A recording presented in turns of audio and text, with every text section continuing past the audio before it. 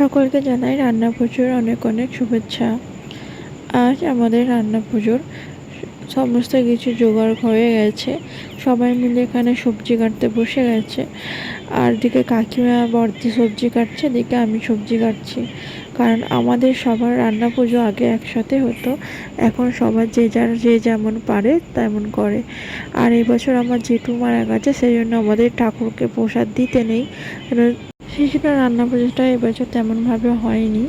যেটুকু করার নয় সেটুকু করতেই হবে, সেই জন্য করা। আর এখন এদিকে বর্দি আর তিথি পিঠে বানাচ্ছে। আর এই রান্না পুজোর দিনগুলো যখন ছোট ছিলাম আমরা, তখন খুবই আনন্দ করে কাটিয়েছি, সেগুলো এখন খুব মিস করি। আর এদিকে মেজদি হচ্ছে পিঠে ভাজছে, কাকিমা ওখানে মাছ ভাজছে, বড় মা ওইদিকে সবজিতে হলুদ নুন মাখিয়ে দিচ্ছে। আর এদিকে বৌদি মাছ কাটছে, সব মাছ কেটে ধোয়া হয়ে গেছে।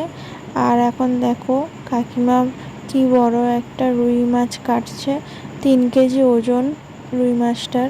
কাকিমা তো চাকাতেই পারছে না, এতটাই ভারী।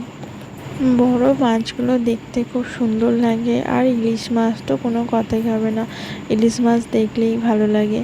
সবাই সব রকম কাজ করছে যেহেতু তাড়াতাড়ি করার জন্য, নাহলে অনেকটাই দেরি হয়ে যায়, রাত হয়ে যায়। তাড়াতাড়ি করার জন্য সবাই মিলে হাতে হাতে কাজ করছে। আর এদিকে দেখো মেজদি পিঠে ভাজছে, তোমাদের তো বললাম। এদিকে বড় মাও ফের মাছ ভাজতে বসে গেছে।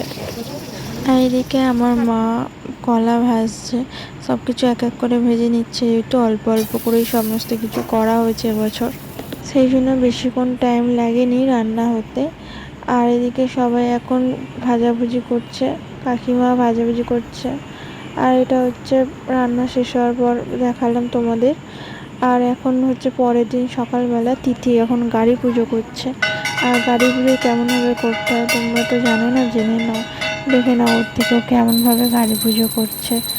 সবাই দেখে তো আমরা হাসাহাসি করছি, ও এমনভাবে করছে। পুজো করার পরে লাস্টে একটা জিনিস লক্ষ্য করবে, তোমাদেরও হাসি পাবে।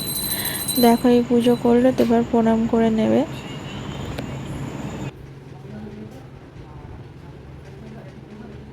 এবার দেখো কি করে, প্রসাদটা নিয়ে নিজেই খেয়ে নেবে। ওগুলো তো আমাদের সব কিছু দেখালাম। এখন বড় মাদের দেখো ভাজাভুজি কত রকমের হয়েছে, সব কলা পাতা দিয়ে চাপা দিয়ে রাখা আছে, নয়তো নষ্ট হয়ে যেতে পারে সেই কারণে। আর এদিকে মাছ ভাজা, সমস্ত কিছু ভাজা এখানে রেখে দিয়েছে। আর এটা হচ্ছে মেজো মাদের ভাজাভুজি, তিথিকে দিয়েছে, তিথির জন্য রেখে দিয়েছে। এদিকে বড় মা ভাত বেড়ে নিচ্ছে। আর সবাই সকালবেলা স্নান করে রেডি হয়ে খেতে বসে গেছে। আর এদিকে সব কিছু রেডি করে নিয়েছি, আমরাও খেতে বসবো। যেহেতু সবাই কাজে যায়, কোম্পানিতে যাওয়ার ব্যাপার ছিল, কাজের ওখানে সবার। আমরা পান্তা খাচ্ছি, তোমরা যদি খেতে চাও চলে আসো। চলো এবার আমরাও খেয়ে নিই। আজ ভিডিওটা এই পর্যন্তই, তোমাদের কেমন লাগলো জানাবে। তোমাদের রান্না পুজো কেমন কাটলো।